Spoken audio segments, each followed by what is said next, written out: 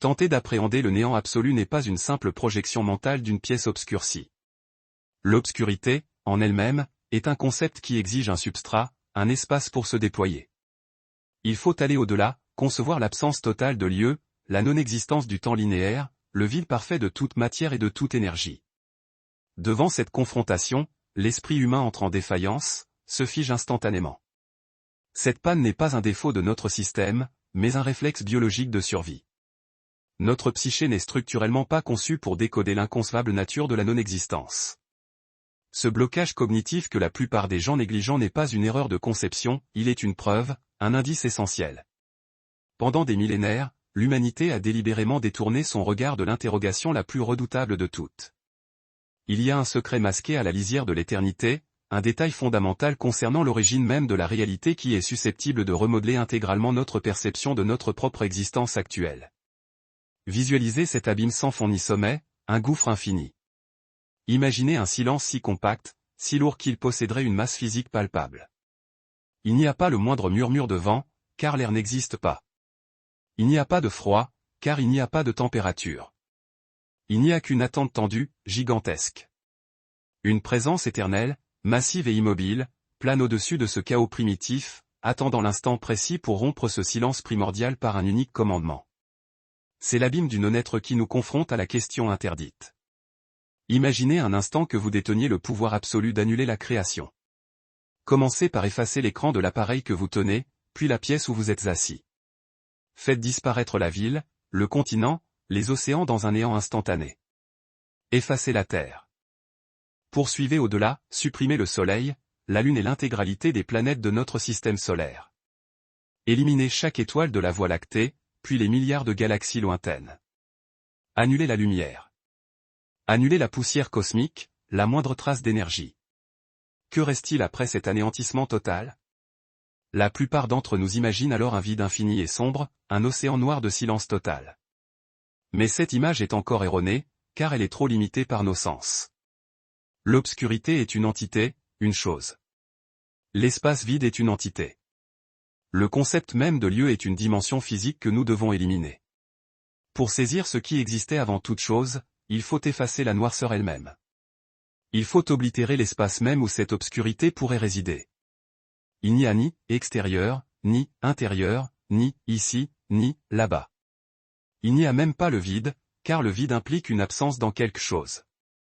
Le cerveau humain cède sous la pression de cette tentative de conceptualisation.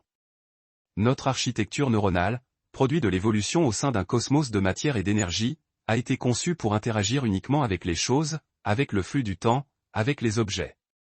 Lorsque nous tentons de visualiser l'absolu néant, notre système cognitif nous trahit, comblant le fossé métaphysique par une simple image de ténèbres spatiales. Mais l'état qui a précédé la création n'est pas l'obscurité. Il est l'absence radicale d'existence. C'est le territoire du non-être, une notion qui terrorise les philosophes et les scientifiques, car elle défie toutes les catégories de la logique humaine. Dans cet abîme, il n'y a ni nord ni sud, ni passé ni futur. C'est dans cet abîme de non-existence que l'esprit humain rencontre la barrière ultime de la raison. C'est précisément ici que surgit la question la plus dérangeante, celle que les athées brandissent comme une épée tranchante et que de nombreux croyants redoutent d'affronter. Si l'univers a eu un commencement, et si toute chose qui a un commencement exige une cause, alors, nécessairement, Dieu a créé l'univers. La logique semble inébranlable, jusqu'à ce que quelqu'un pose la question interdite, la seule qui fait trembler les fondations de la pensée, et qui a créé Dieu. Cette interrogation n'est pas une simple curiosité enfantine. C'est un véritable missile logique ciblant le cœur de la théologie. Si Dieu existe, ne devrait-il pas, lui aussi, avoir besoin d'un créateur? Et ce créateur, n'en nécessiterait-il pas un autre? Cela nous plonge dans le cauchemar terrifiant de la régression à l'infini. Imaginez une rangée de dominos qui n'a jamais de premier élément. Si chaque créateur exige un créateur antérieur, alors il n'y a jamais eu de premier mouvement initial. La chaîne serait éternelle en sens inverse. Et si cette chaîne est éternelle en sens inverse, le moment présent, le « maintenant », n'aurait jamais pu advenir. C'est l'équivalent de sauter dans un puits sans fond, vous n'atteignez jamais le sol, mais vous ne cessez jamais de tomber. La logique humaine, dans sa soif d'ordre, exige impérativement un point de départ. Beaucoup tentent d'échapper à ce dilemme en le qualifiant de mystère insondable. Mais l'enquête sérieuse refuse ces échappatoires commodes. Nous devons affronter l'abîme. Pourquoi la question « Qui a créé Dieu » nous paraît-elle si absolument logique?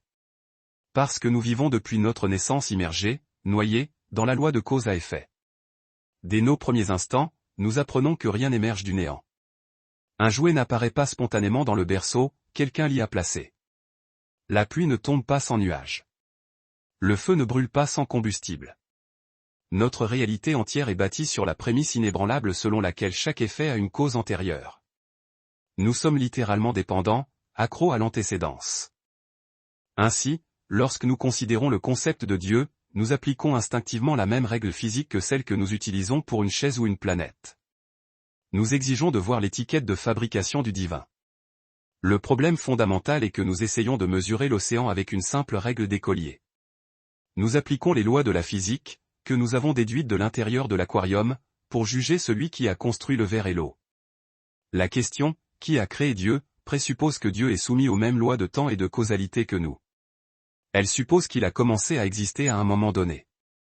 Mais que se passerait-il si le concept même de commencement n'était qu'une illusion générée par notre perspective limitée? Et si notre perception du temps linéaire n'était qu'une cellule dont nous ne pouvons percevoir les barreaux? Chose curieuse, la science moderne commence à nous fournir des indices accablants suggérant que notre intuition viscérale concernant le temps est erronée. Le temps n'est pas une constante universelle. Il est élastique. Il se déforme. Avant même de pouvoir tenter de répondre à la question de savoir qui a créé le Créateur, nous devons impérativement démanteler la plateforme sur laquelle nous nous tenons. Nous devons comprendre où exactement nous sommes piégés. La réponse n'est pas à chercher dans la biologie hypothétique de Dieu, mais dans la physique de notre propre captivité. Vous ressentez le temps s'écouler comme un fleuve impitoyable, seconde après seconde, vous poussant du passé vers le futur. Vous ne pouvez ni l'arrêter, ni revenir en arrière, ni sauter en avant. Cette sensation brutale de flux linéaire est la grille même de notre prison, le canevas de notre asservissement. Et c'est précisément cette prison qui nous empêche, de manière structurelle, de concevoir l'éternité. Nous percevons la réalité au travers d'une fente extrêmement étroite. Ce que nous nommons le temps est né simultanément à l'univers. Avant cette première étincelle de la création, l'horloge cosmique n'existait pas. Il n'y avait pas hier, pour que Dieu ait pu être créé. Cela semble totalement insensé pour notre esprit rationnel, mais les équations qui régissent les étoiles et les galaxies suggèrent exactement cela. Le temps est une propriété physique, non une toile de fond éternelle et fixe. Si le temps a eu un commencement, alors tout ce qui a créé le temps doit nécessairement se situer en dehors de lui. La cause du temps ne peut être temporelle, tout comme la cause d'un dessin ne peut être faite d'encre. Nous sommes sur le point de franchir la frontière entre la physique pure et la métaphysique la plus profonde. Pour comprendre l'essence de Dieu, nous devons d'abord comprendre la nature de notre propre limitation temporelle. Ce que nous sommes sur le point de découvrir, c'est que toute notre vie a été vécue à l'intérieur d'une dimension très spécifique, une bulle de réalité qui nous rend aveugles au véritable fonctionnement du cosmos. La science nomme cette structure la 4e dimension. C'est à l'intérieur de cette structure que notre logique s'effondre. Préparez-vous à remettre en question la seule chose que vous n'avez jamais osé douter, la réalité de l'instant présent, la cellule du temps, le mur de Planck.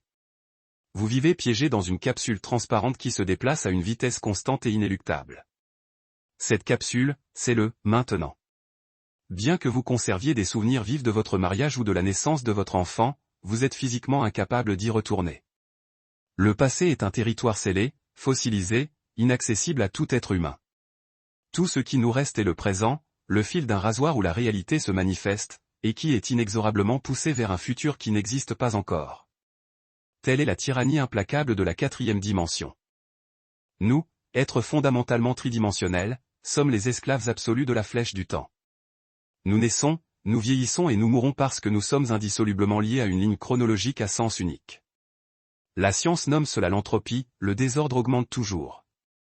La tasse brisée ne se reconstitue jamais, et le temps ne revient jamais sur ses pas. Cette linéarité est si brutale qu'elle conditionne notre logique à penser que tout fonctionne de cette manière séquentielle. Nous sommes convaincus que l'entière réalité n'est qu'une succession d'événements, cause puis effet, hier puis aujourd'hui. Mais conduisons à présent une expérience mentale et rembobinons cette bande cosmique. Voyageons à reculons, au-delà de l'extinction des dinosaures, de la formation de la Terre, de la naissance du Soleil, nous retirant des milliards d'années jusqu'à l'instant zéro. La cosmologie moderne nous mène à une barrière impénétrable connue sous le nom de mur de Planck. Il y a environ 13,7 milliards d'années, toute la matière, toute l'énergie et tout l'espace de l'univers étaient compressés en un point infiniment petit et d'une densité absolue, que l'on appelle la singularité initiale. Si nous tentons de regarder ce qui s'est produit avant 10 puissance moins 43 secondes après le Big Bang, nos équations mathématiques se dissolvent. À ce point critique, la physique que nous connaissons cesse purement et simplement de fonctionner. La gravité, l'électromagnétisme et les forces nucléaires s'effondrent dans un chaos indéchiffrable. Le mur de Planck est l'horizon des événements de la connaissance humaine, une zone d'ombre où la science se heurte à une paroi infranchissable. Ce qui est à la fois fascinant et terrifiant, c'est qu'au point de cette singularité, le temps lui-même cesse d'avoir un sens. Saint Augustin, des siècles avant Einstein, avait eu une intuition dérangeante lorsqu'il affirmait que le monde n'avait pas été créé dans le temps, mais avec le temps. Cela signifie que l'horloge ne tournait pas avant le Big Bang. C'est Albert Einstein qui nous a donné la clé pour déverrouiller cette prison mentale avec sa théorie de la relativité générale. Il a prouvé que le temps n'est pas une scène fixe et immuable où les événements se déroulent. Le temps est un tissu, une chose physique, malléable, intimement entrelacée avec l'espace. La gravité peut déformer le temps. La vitesse peut dilater le temps. Si vous deviez voyager à une vitesse proche de celle de la lumière, vous verriez des milliers d'années s'écouler sur Terre en seulement quelques minutes sur votre propre horloge. Cela prouve de manière irréfutable que le temps fait partie intégrante de la création physique, sujet aux lois et aux déformations, tout comme la matière elle-même.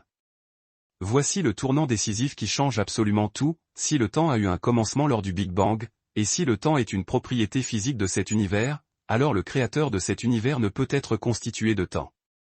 Celui qui dessine la bande dessinée n'est pas prisonnier des cases de la page. Imaginez une fourmi marchant le long d'une longue règle graduée. Pour cette fourmi, elle ne voit que le chiffre sur lequel elle pose la patte, le « maintenant ». Elle ne voit ni le chiffre 1 qui est déjà passé, ni le chiffre 30 qui doit encore arriver. Sa vision est rigoureusement linéaire et séquentielle. Maintenant, imaginez-vous regardant cette même règle d'en haut. Vous voyez le début, le milieu et la fin de la règle simultanément. Vous n'avez pas besoin d'attendre pour voir la fin de la règle, car vous êtes en dehors d'elle, dans une dimension supérieure qui embrasse la totalité. C'est cela, la perspective de l'éternité. Pour Dieu, l'histoire de l'humanité n'est pas un film qu'il doit regarder image par image pour en connaître la fin. Il voit la procession entière en une seule fois, depuis le sommet de la montagne du temps. Le « je suis » biblique n'est pas seulement une étiquette poétique. C'est une description métaphysique précise d'une existence en dehors de toute séquence temporelle. Dieu n'a pas vu ce qui allait se passer, il voit. Pour lui, le sacrifice de Jésus, la création d'Adam et le jour du jugement sont des événements présents, accessibles et visibles au sein du même instant éternel.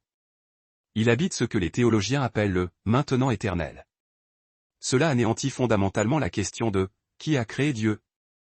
Demander ce qui existait avant Dieu, c'est commettre une erreur syntaxique irrécupérable. Le mot « avant » est un marqueur temporel. S'il n'y a pas de temps dans la sphère où Dieu réside, il n'y a ni avant, ni après, ni hier.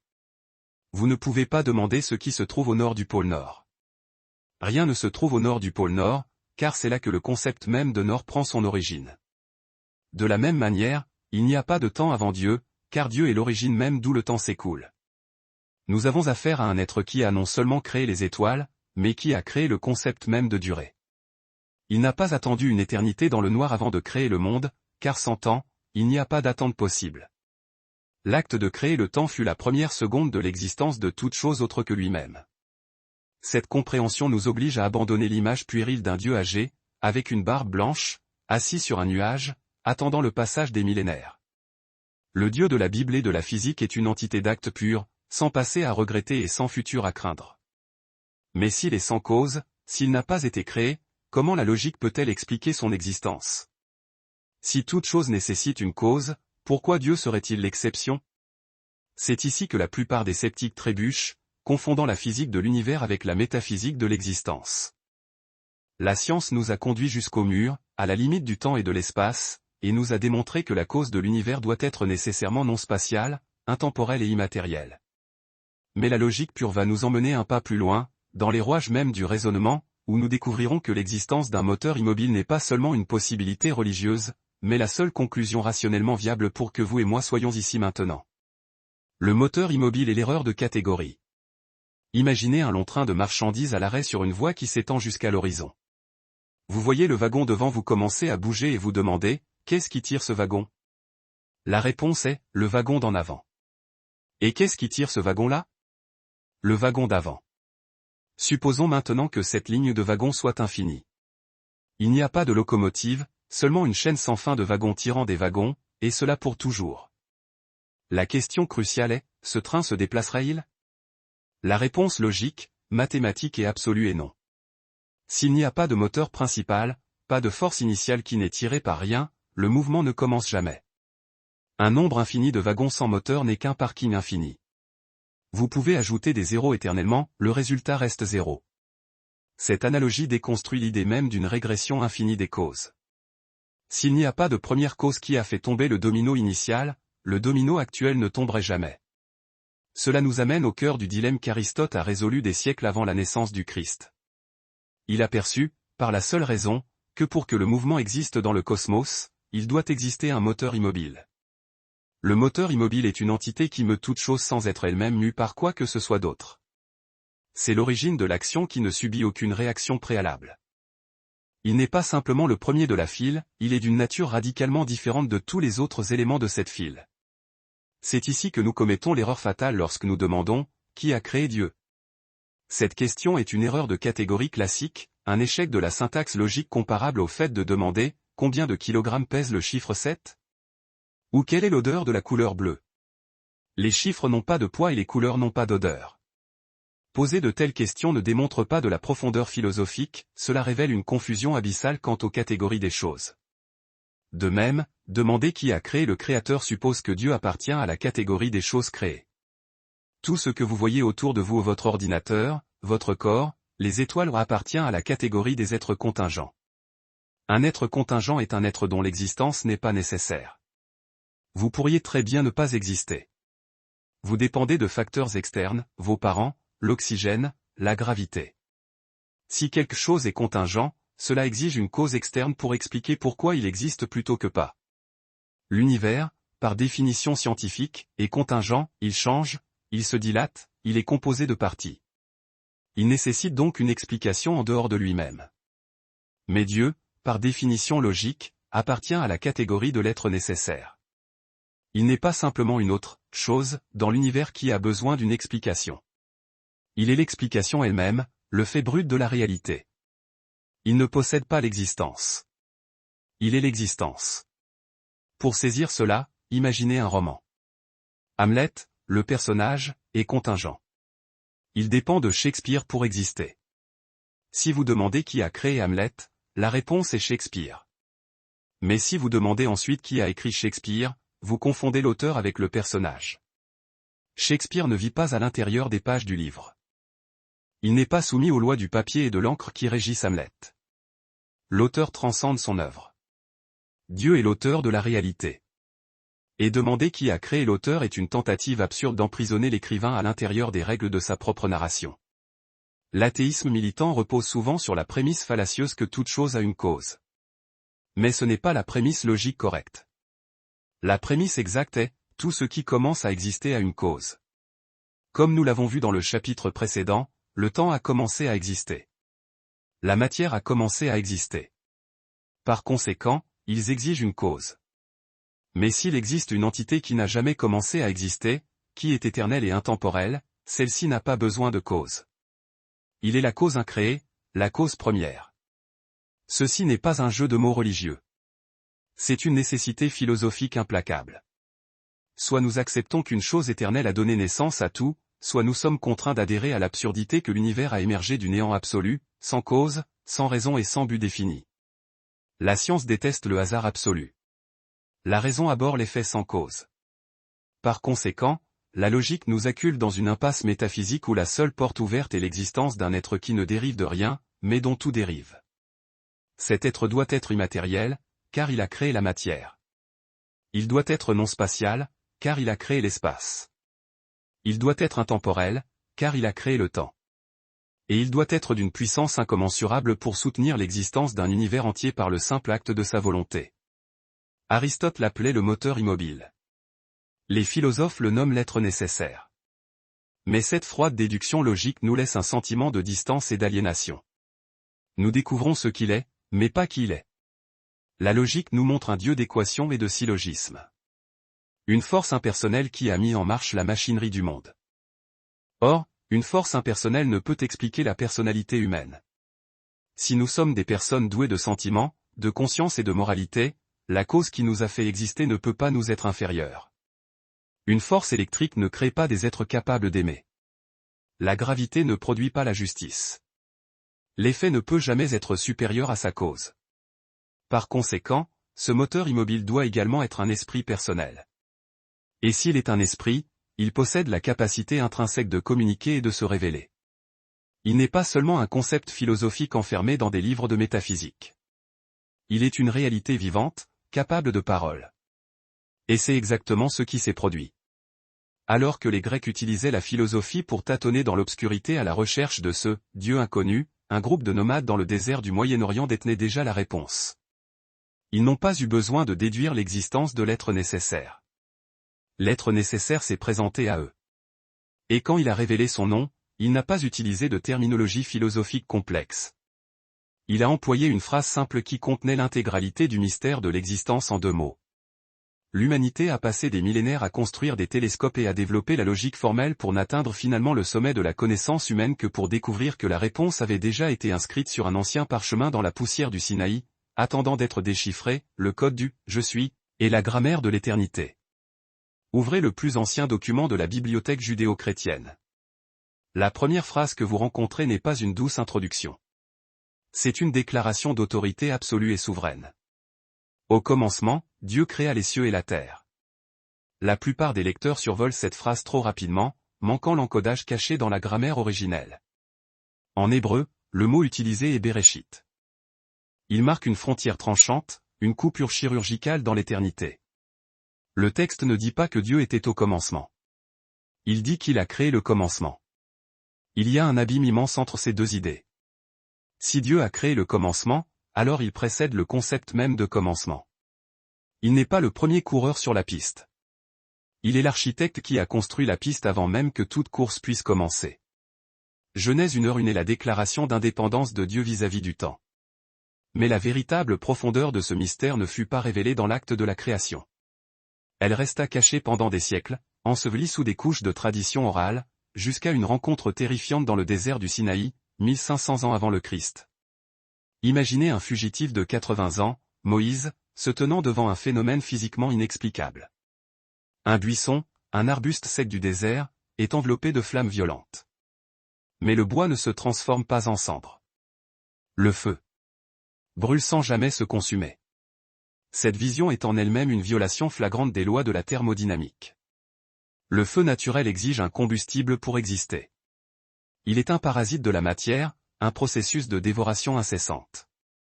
Mais ce feu surnaturel, lui, n'était pas en train de se nourrir du buisson. Il était autosuffisant. Le buisson servait uniquement de scène, de piédestal, non de carburant.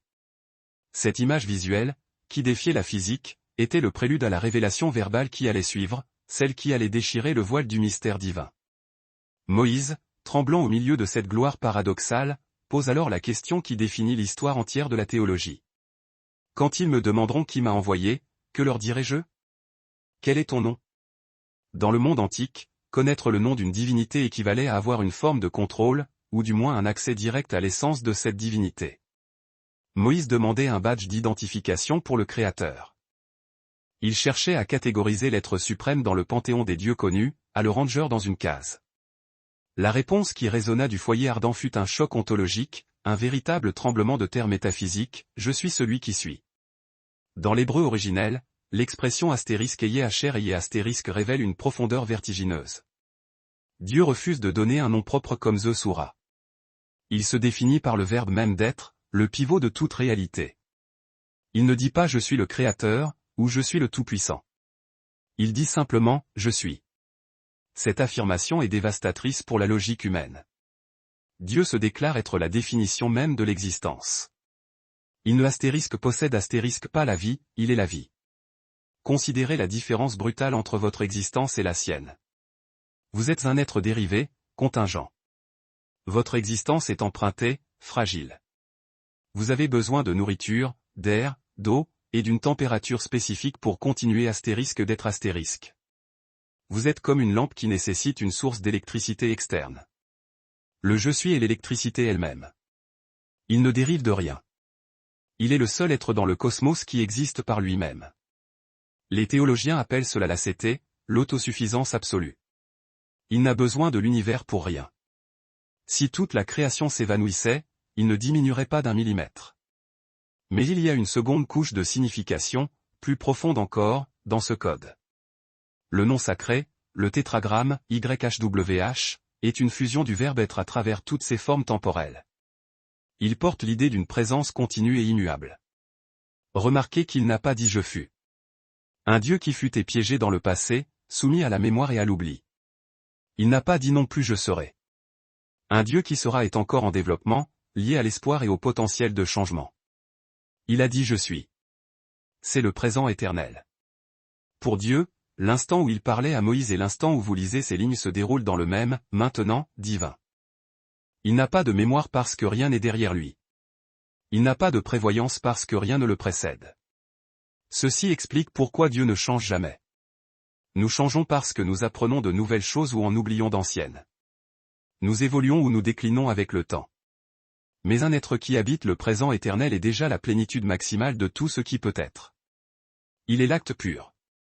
Il n'y a pas de potentiel en Dieu. Il ne peut pas devenir plus sage, plus fort ou plus aimant, car il est déjà la plénitude infinie de ses qualités en acte continu. Il est un roc de réalité inébranlable dans un univers de sable mouvant. Cette révélation du je suis détruit toute tentative humaine de domestiquer Dieu. Nous n'avons pas affaire à un super-héros cosmique qui vit très longtemps. Nous traitons avec la source même de la réalité, la substance primaire dont tout ce qui existe n'est qu'une pâle ombre. Lorsque Jésus, des siècles plus tard, fut confronté aux chefs religieux, il revendiqua cette même identité interdite. Il a dit, avant qu'Abraham fût, je suis, pas je fus. Il a appliqué la grammaire de l'éternité à lui-même.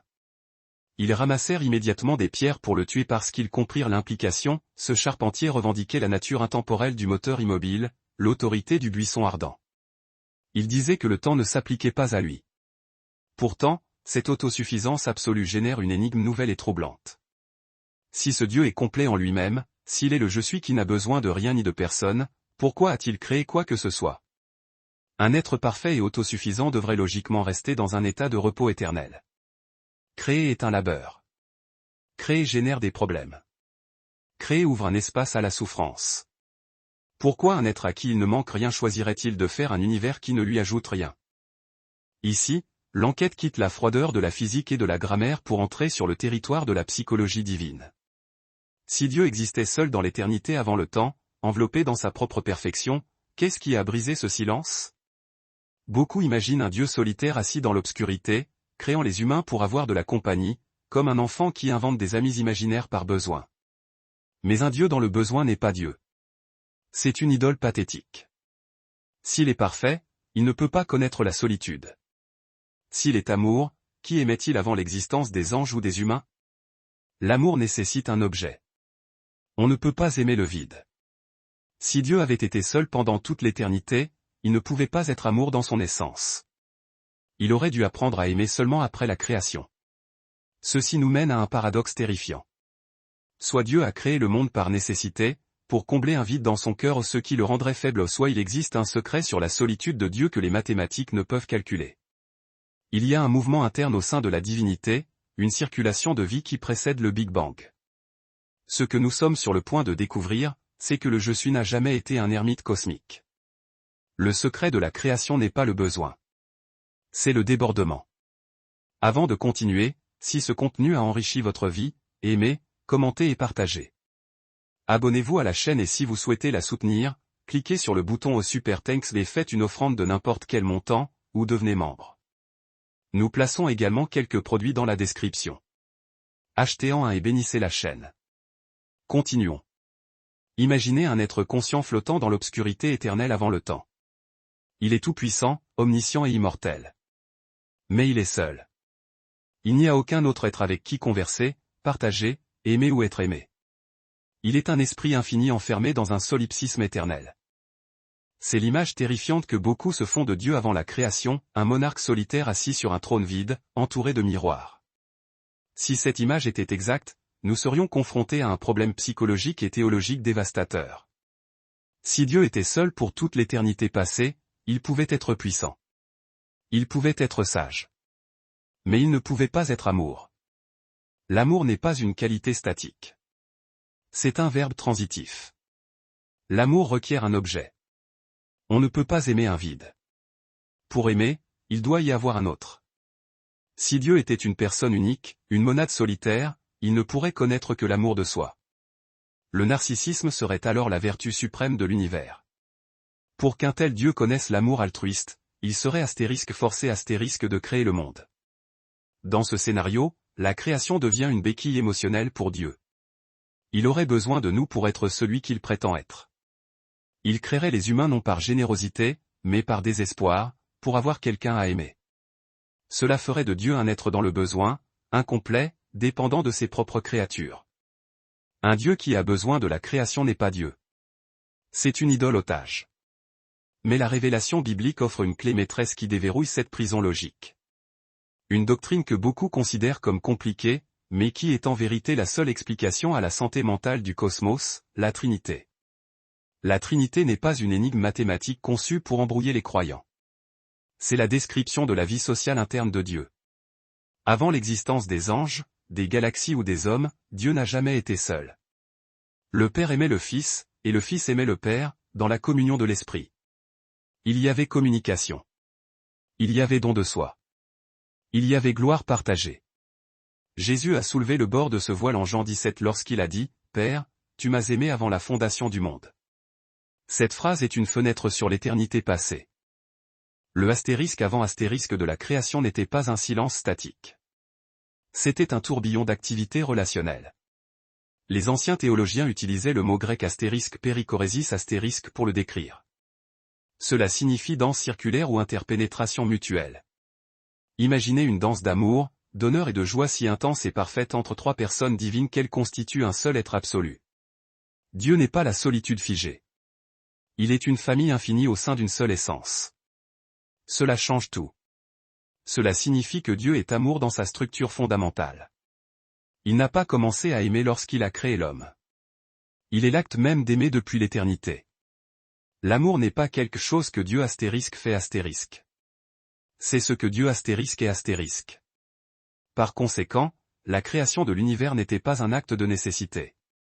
Dieu ne vous a pas créé parce qu'il était seul.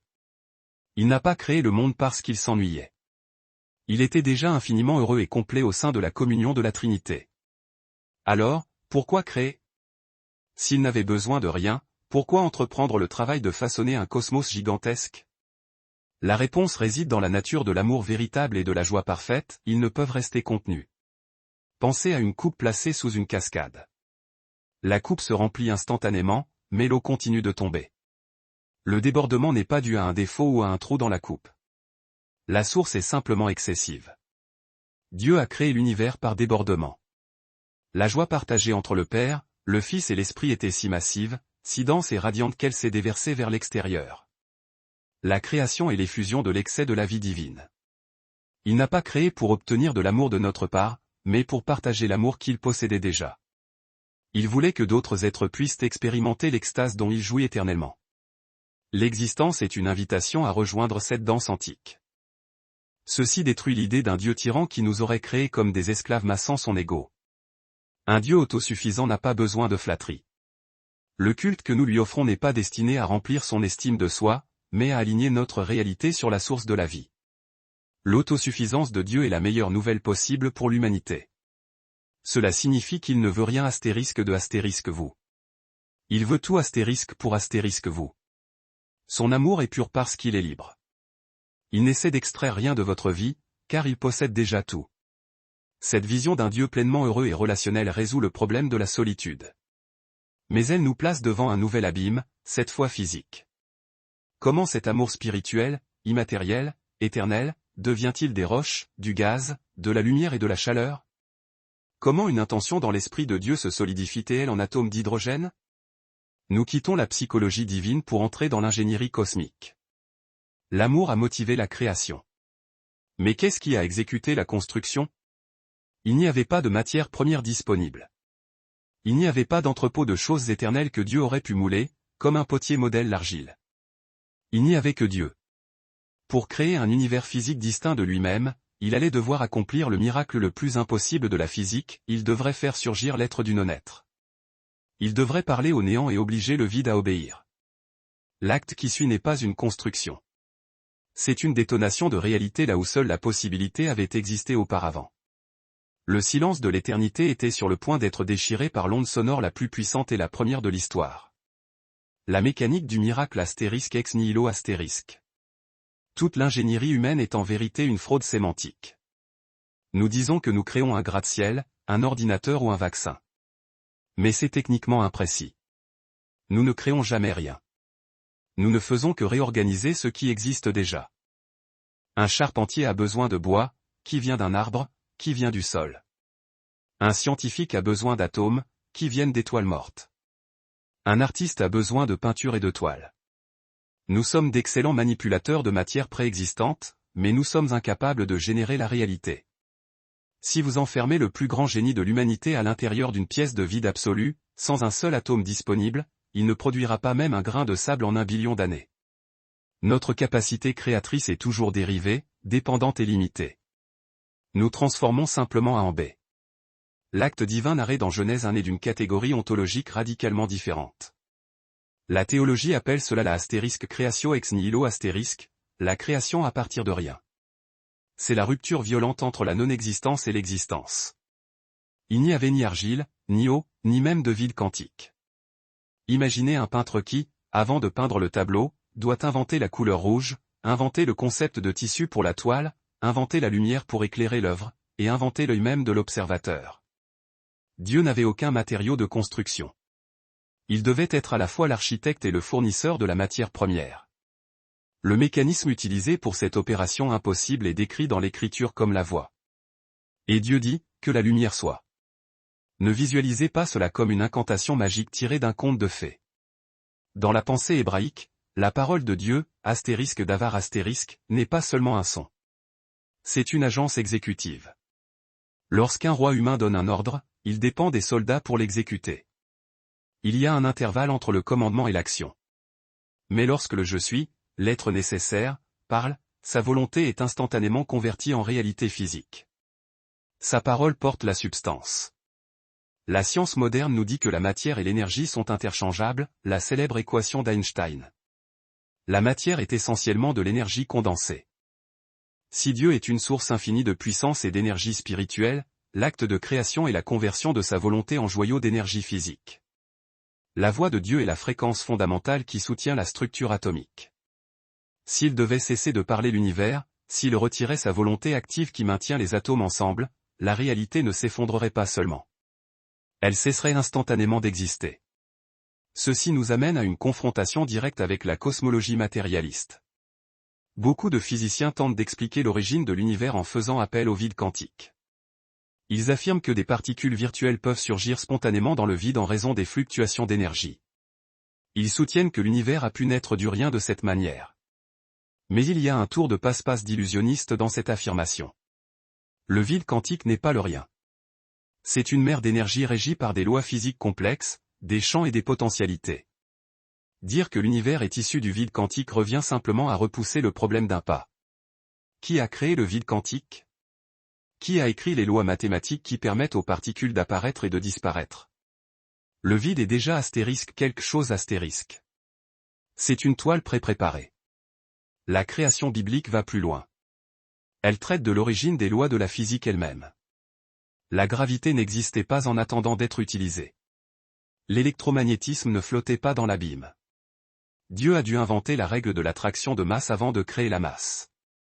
Il a dû programmer la thermodynamique avant d'allumer la première étoile. L'univers n'est pas simplement une collection d'objets. C'est un code de programmation ultra sophistiqué s'exécutant sur une plateforme matérielle fabriquée de toutes pièces. L'instant du « que la lumière soit » ou le Big Bang, si vous préférez le terme scientifique pour l'expansion initiale fut l'instant où l'éternité a envahi le néant. Ce fut une explosion d'ordre, pas de chaos. Une libération d'énergie précise, calibrée pour ne pas s'effondrer sur elle-même ni se disperser trop rapidement. La première loi de la thermodynamique stipule que l'énergie ne peut être ni créée ni détruite, seulement transformée. Ceci est vrai à l'intérieur du système clos de l'univers. Mais la création est le moment où l'énergie a été injectée dans le système astérisque depuis l'extérieur astérisque. Le créateur n'est pas soumis à la conservation de l'énergie, car il est la source de l'énergie. Il a injecté l'existence là où seule la possibilité se trouvait. L'abîme du non-être fut rempli de galaxies tourbillonnantes, de nébuleuses ardentes et de lois immuables. Mais voici un détail souvent négligé par les scientifiques qui n'étudient que la mécanique. Si vous entrez dans une pièce et trouvez une horloge, vous savez qu'il y a eu un horloger. Mais si vous examinez l'horloge de près, vous pourriez trouver la signature du fabricant. Chaque artiste laisse une marque sur l'œuvre. Un écrivain a un style. Un peintre a un coup de pinceau. Si le Dieu qui a créé cet univers est un être trinitaire, Père, Fils et Esprit, comme nous l'avons déduit dans le chapitre précédent, il serait logique de s'attendre à ce que la création porte cette identité. Nous ne cherchons pas seulement une conception intelligente générique.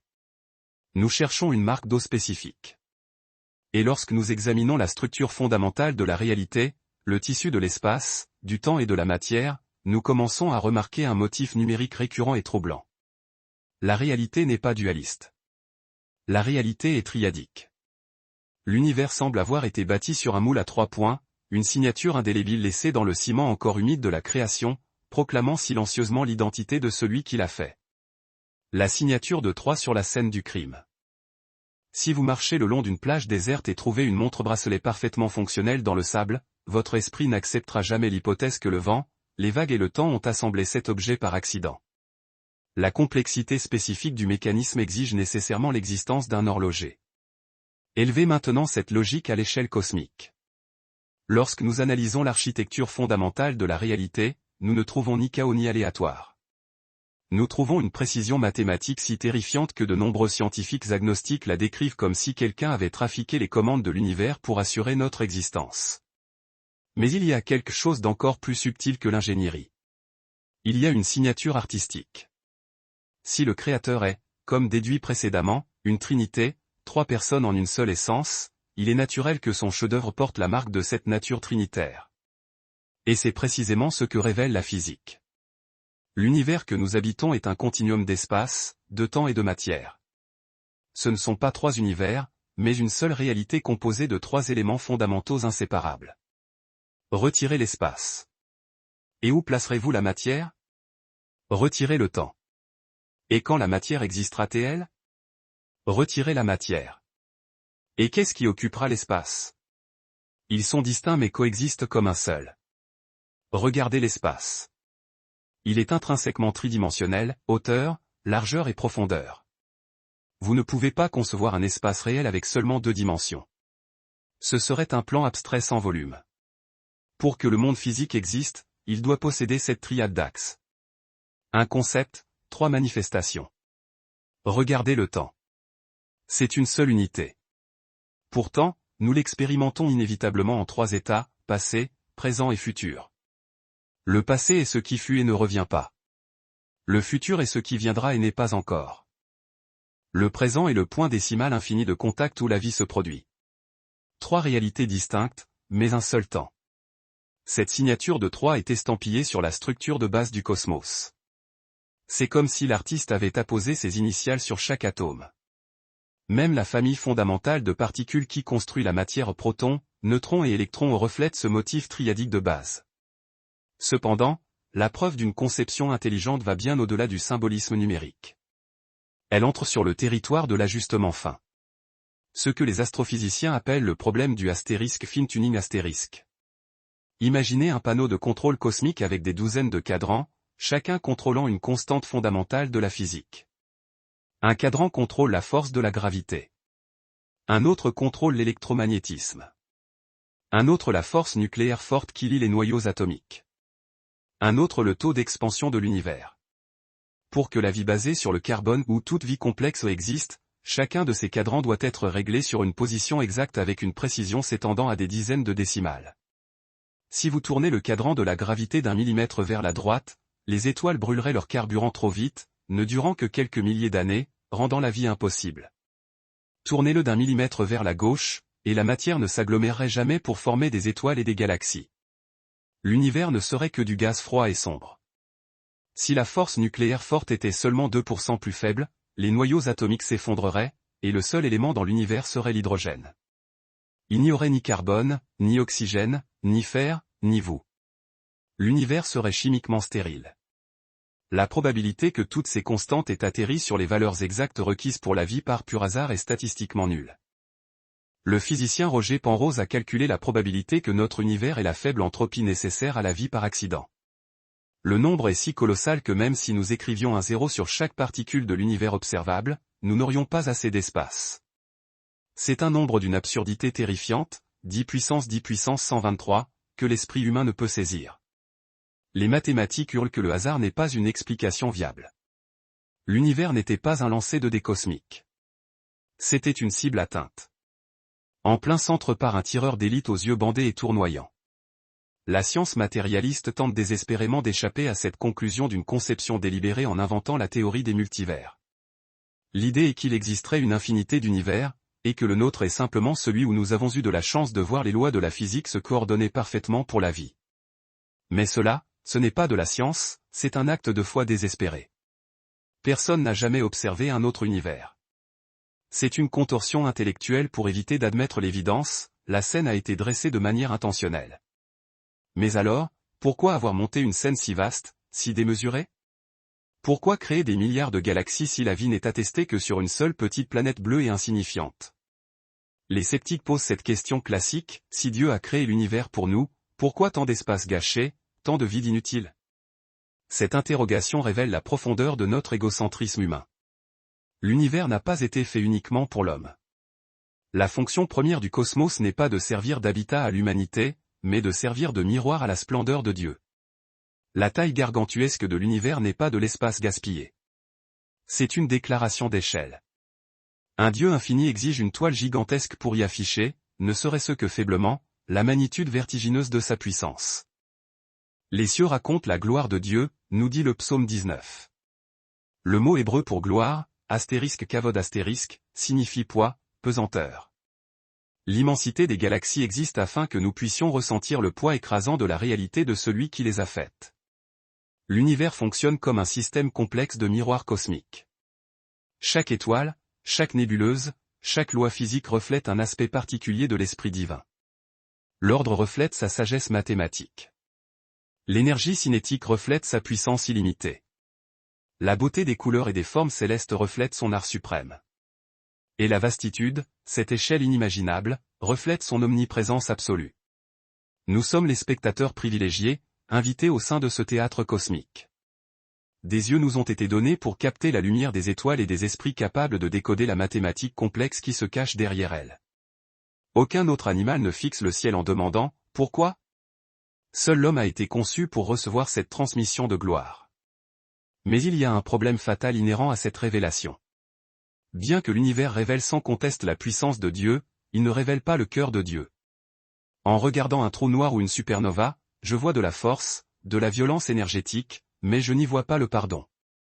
J'y discerne une intelligence ordonnatrice, mais pas la miséricorde. La création naturelle n'est qu'un livre qui nous parle des mains de Dieu, de ses capacités d'architecte, mais jamais de son visage intime. Le moteur immobile d'Aristote est puissant, mais froid et impersonnel. L'architecte du dessin intelligent est brillant, mais reste distant, derrière des milliards d'années-lumière. Pour que le gouffre abyssal entre le créateur et la créature soit véritablement comblé, il ne suffisait pas d'envoyer des signaux au travers des étoiles. Dieu ne pouvait pas rester simplement une voix tonitruante sortant du tourbillon ou une équation mathématique parfaite. L'auteur de l'histoire cosmique devait faire l'impensable. Il devait s'écrire lui-même dans l'histoire qu'il avait conçue. L'infini devait devenir fini. L'Éternel devait entrer dans le chronomètre qu'il avait lui-même construit. La prochaine phase de cette enquête n'est donc pas de savoir comment l'univers a été créé, mais comment il a été envahi. Le plus grand mystère n'est pas l'expansion vers l'extérieur du cosmos, le Big Bang, mais la contraction vers l'intérieur de Dieu, l'invasion de l'histoire humaine, le paradoxe du logo astérisque. Il existe un texte antique qui sert de lien manquant entre la physique de la création et l'histoire de la rédemption. Il fut écrit par un simple pêcheur nommé Jean. Pourtant, il porte une profondeur philosophique qui a humilié les plus grands penseurs de la Grèce. Il commence par un écho délibéré de la Genèse, au commencement était la parole. Le mot grec original utilisé ici est astérisque logo astérisque. Pour les philosophes de cette époque, le astérisque logo astérisque représentait la raison universelle, le principe logique impersonnel qui ordonnait le chaos et maintenait les étoiles dans leur course immuable. C'était l'esprit derrière la mathématique sublime du cosmos. Mais Jean accomplit un acte révolutionnaire et dangereux.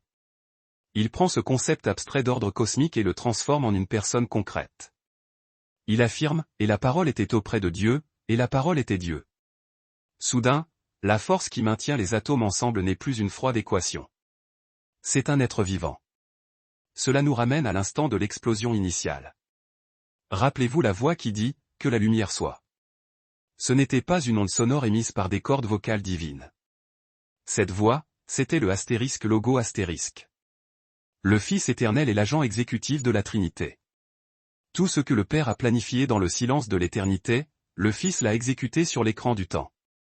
Il est le pont infranchissable entre le monde spirituel invisible et le monde matériel visible. L'univers physique est, par essence, la pensée matérialisée du Fils, transformée en énergie et en masse. Mais le véritable choc, le scandale suprême, n'est pas que le astérisque logo astérisque ait créé l'univers. L'événement qui brise toutes les catégories de la logique, celui qui sépare le christianisme de toute autre philosophie ou religion, est ce qui s'est produit ensuite. Le verset 14 fait exploser la bombe théologique, et la parole a été faite chair, et elle a habité parmi nous. Marquez une pause et essayez d'assimiler la violence dimensionnelle de cette affirmation. Le Créateur du temps a décidé d'entrer dans le temps. L'architecte qui a dessiné l'humanité s'est compressé à l'intérieur de son propre design. L'infini absolu est devenu un zygote microscopique dans le ventre d'une adolescente juive, dans un coin oublié de l'Empire romain.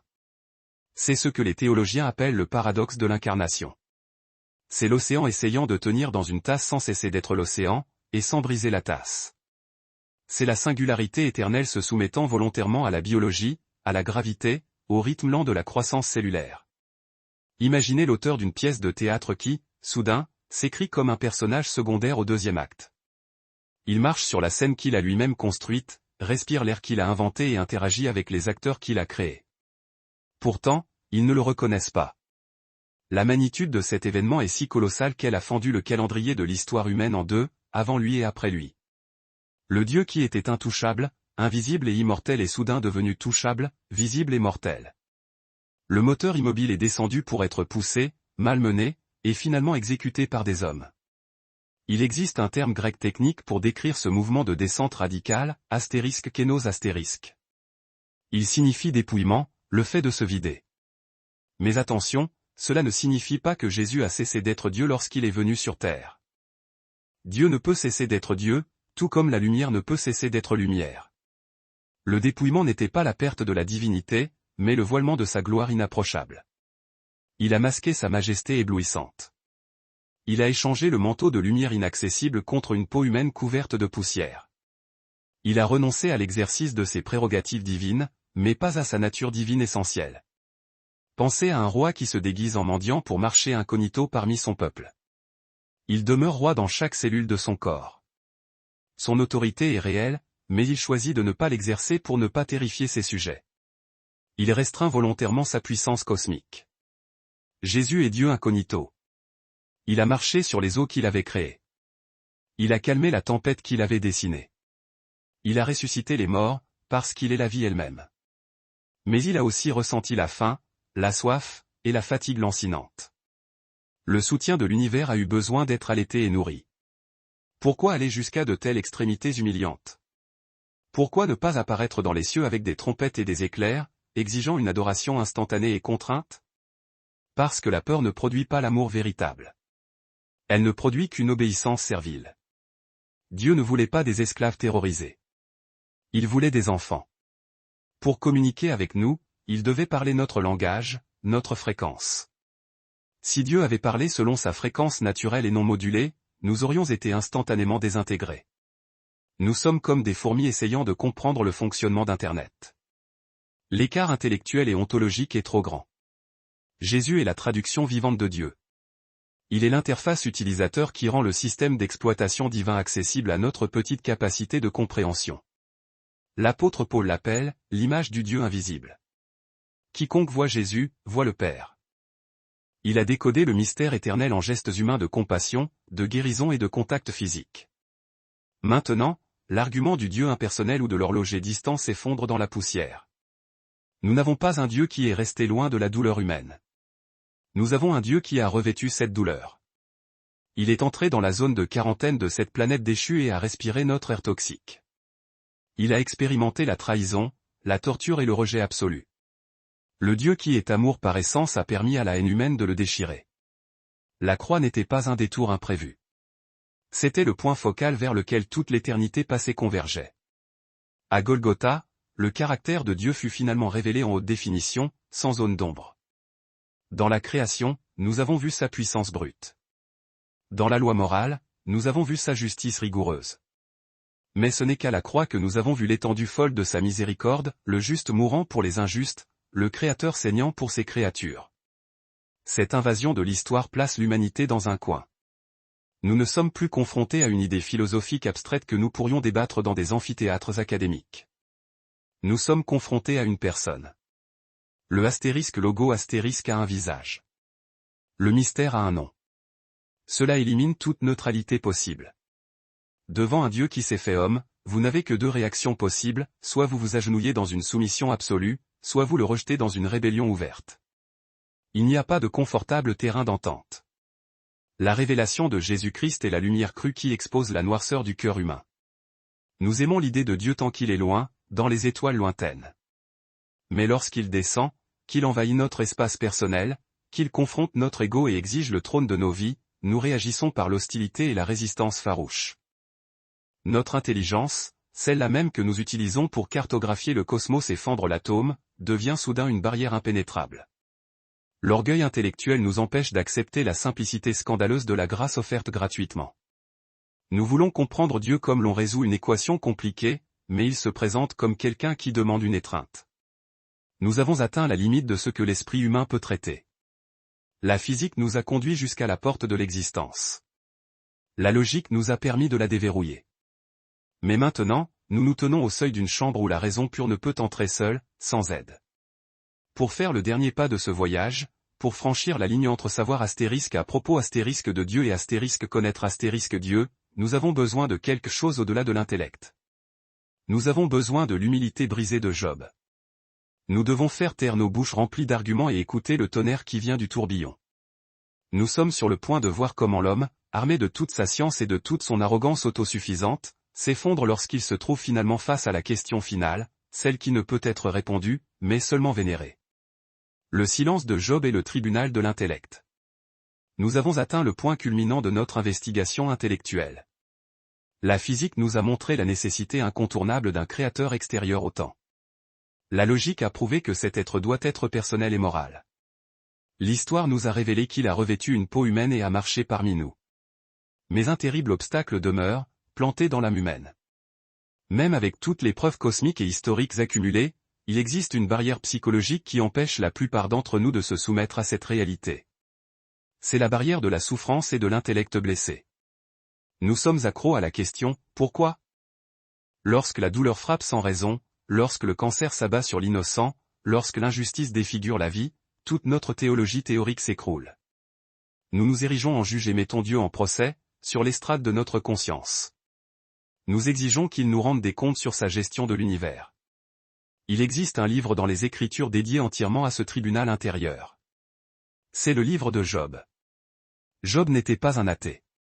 C'était un homme juste qui a tout perdu, ses enfants, sa richesse, sa santé, sa réputation. Assis sur un tas de cendres, grattant ses plaies purulentes avec des tessons de poterie brisée, il a défié les cieux. Il exigeait un procès en bonne et due forme.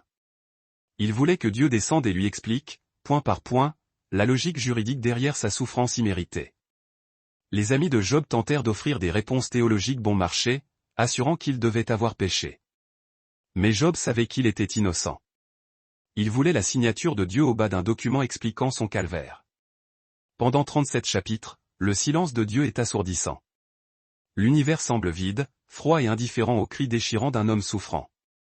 C'est l'expérience de beaucoup d'entre nous. Nous crions vers le plafond, et seul l'écho de notre propre voix nous répond. Mais au chapitre 38, la scène change violemment. Dieu répond enfin à l'appel de Job, mais il ne vient pas avec un avocat, ni avec des excuses, ni avec une explication logique du problème du mal. Il arrive au milieu d'un tourbillon terrifiant. La réponse de Dieu est un choc brutal de réalité. Au lieu de répondre aux questions de Job, Dieu commence à poser des questions lui-même. Et c'est l'interrogatoire le plus humiliant de l'histoire de la littérature, où étais-tu quand j'ai posé les fondements de la terre? Dis-le, si tu as de l'intelligence. Dieu emmène Job dans un tour cosmologique forcé. Il l'interroge sur l'ingénierie des étoiles lointaines, sur les magasins secrets de la neige, sur les chemins de la foudre, et sur les instincts complexes des animaux sauvages. Peux-tu lier les chaînes des Pléiades ou desserrer les liens d'Orion? Ce que Dieu fait ici n'est pas de l'intimidation divine.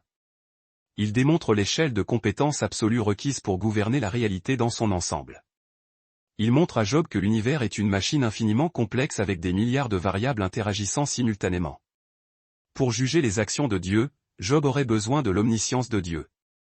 Pour affirmer que Dieu est en faute ou qu'il est en retard, il faut avoir accès à la totalité de la peinture, du commencement à la fin des temps.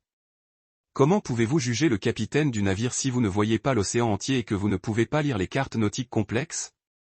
Dieu démantèle l'arrogance intellectuelle humaine non par la force brute, mais en exposant notre ignorance abyssale. Il nous rappelle que notre capacité de traitement est tragiquement limitée. Essayer de comprendre les desseins éternels de Dieu avec un cerveau d'1,5 kg est comme tenter de télécharger l'intégralité d'Internet dans une disquette des années 1990. Ce n'est pas une question d'information cachée. C'est une question de capacité matérielle, de hardware. La tasse ne peut contenir l'océan. Si Dieu vous expliquait toutes les raisons pour lesquelles il permet chaque événement douloureux dans votre vie, votre cerveau fondrait sous le poids.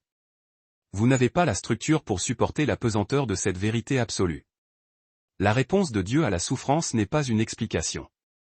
C'est sa présence insondable. Notez qu'à la fin, Dieu ne dit jamais à Job * pourquoi * tout cela est arrivé. Il ne mentionne jamais le pari secret avec Satan. Le « pourquoi » demeure un mystère douloureux. Mais quelque chose arrive à Job. La vision de la grandeur, de la souveraineté et de la puissance incontrôlable de Dieu change sa perspective fondamentale. Il cesse de regarder sa propre douleur et regarde la taille immense du Créateur. Et cela suffit. La conclusion de Job au chapitre 42 est la reddition suprême de la logique humaine devant la sagesse divine. Il dit, « Mon oreille avait entendu parler de toi, mais maintenant mon œil te voit. C'est pourquoi je me méprise et je me repens sur la poussière et sur la cendre. » Job ne se repent pas d'un péché moral, car il était juste. Il se repent d'avoir parlé de ce qu'il ne comprenait pas. Il se repent de l'arrogance de penser que sa logique humaine était la norme à laquelle l'univers devait être mesuré. Il met sa main sur sa bouche. Le silence de Job est la fin de la religion argumentative et le commencement de la véritable adoration. Nous atteignons ici le noyau du problème humain. Nous voulons contrôler Dieu par la théologie. Nous voulons le faire entrer dans nos systèmes logiques personnels. S'il a du sens pour nous, nous l'acceptons. S'il agit de manière étrange ou dérangeante, nous le rejetons. Mais un Dieu qui rentre parfaitement dans votre tête est beaucoup trop petit pour être votre Dieu. Si vous pouvez tout comprendre de lui, alors il n'est qu'une invention de votre esprit limité. Le vrai Dieu doit nécessairement transcender votre compréhension, doit vous effrayer, doit vous confondre, et par-dessus tout, doit être digne d'une confiance absolue même dans l'obscurité la plus complète. Le voyage que nous avons entrepris depuis le néant absolu jusqu'à ce point a un objectif clair, vous montrer que vous n'êtes pas le centre. Vous n'êtes pas le juge. Vous êtes la créature, et la position la plus sage, la plus logique et la plus sécurisée pour une créature est la dépendance totale envers le Créateur. La science nous a donné les preuves. La philosophie nous a donné les arguments. L'histoire nous a donné la personne de Jésus. Mais rien de tout cela ne vous sauve personnellement. Savoir qu'un parachute existe et comprendre l'aérodynamisme ne sauve pas celui qui tombe d'un avion en plein ciel. Vous devez tirer la corde. La connaissance intellectuelle est froide. Elle remplit l'esprit, mais elle ne guérit pas le cœur meurtri. Les démons savent tout ce que nous avons discuté ici. Ils savent que Dieu est trinitaire. Ils savent que Jésus est ressuscité et ils savent que l'enfer est une réalité brûlante. Leur théologie est irréprochable. Pourtant, ils tremblent. connaître la vérité n'est pas la même chose qu'aimer et se soumettre à la vérité. L'enquête s'arrête ici. Le détective a rassemblé toutes les preuves. La cour est assemblée et le verdict est indéniable. Dieu existe. Il a parlé. Et il exige maintenant une réponse directe de votre part. Il n'y a plus nulle part où courir. Les excuses intellectuelles sont épuisées. L'affirmation qu'il n'y a pas assez de preuves est un mensonge que nous nous racontons pour protéger notre autonomie morale chérie. Le problème n'a jamais été le manque de lumière. Le problème a toujours été l'amour pour l'obscurité confortable. Maintenant, le scénario sort de l'écran et entre dans la pièce où vous vous trouvez. Le quatrième mur de la conscience a été brisé. Le Dieu qui a créé des galaxies d'une simple phrase et qui a enduré les clous de la croix par amour vous regarde directement, non pas comme un concept abstrait, mais comme une présence vivante, attendant votre mouvement. Prenez une profonde inspiration maintenant. Relâchez-la lentement. Vous avez ressenti le vertige de regarder dans l'abîme de l'éternité. Vous avez senti le poids écrasant d'un univers trop vaste et d'une logique trop tranchante. Il est naturel de ressentir de la peur devant l'infini. Mais le secret final de ce voyage n'est pas la peur. C'est le repos. Le même Dieu qui a assez de puissance pour faire exploser des galaxies et créer le temps est le même qui a murmuré à ses disciples, « Je vous donne ma paix. Je ne vous la donne pas comme le monde donne. » Comprenez la magnitude de ceci. La main qui maintient les atomes de votre corps ensemble afin que vous ne vous désintégriez pas est une main percée par des clous. Le juge de l'univers, celui qui a tout le droit de nous condamner pour notre rébellion, a choisi de descendre du banc pour payer la rançon de notre liberté. Il n'y a pas d'endroit plus sûr dans le cosmos entier que le centre de la volonté de Dieu. Là-bas, loin de lui, il n'y a que le froid du vide, la confusion de l'esprit, et la terreur du néant. Mais ici, en Christ, la recherche s'achève. L'intellect se repose. Le cœur s'apaise. Vous n'avez plus besoin de porter le fardeau d'essayer de tout comprendre par vous-même. Vous n'avez plus besoin de porter le poids de vos échecs passés. La croix a résolu le problème de la culpabilité et la résurrection a résolu le problème de la peur de la mort. Tout est accompli. Si, en cet instant précis, vous sentez un calme pénétrer votre pièce, ce n'est pas une coïncidence. C'est l'Esprit Saint qui transforme l'information intellectuelle en révélation spirituelle. C'est l'invitation douce et insistante à cesser de lutter, à arrêter de courir, et simplement à vous abandonner à la paix qui surpasse toute intelligence. Je vous invite à sceller cet instant de reddition. Ne laissez pas ce sentiment passer. Allez maintenant dans les commentaires et tapez, comme un acte de soumission, « Reçois-moi, Seigneur Jésus » ou « Je reçois ta paix ». Faites de ce moment le point zéro de votre nouvelle vie. Et si ce message a touché votre âme, partagez cette vidéo. Non pas comme quelqu'un qui partage du contenu, mais comme quelqu'un qui tend la main pour tirer une autre personne de la fosse de l'anxiété et l'amener à la lumière. Fermez les yeux un instant après que l'écran s'efface. Le mystère a été résolu. Le Créateur n'est pas seulement une force. Il est votre Père. Et dans ses bras, enfin, vous pouvez vous reposer.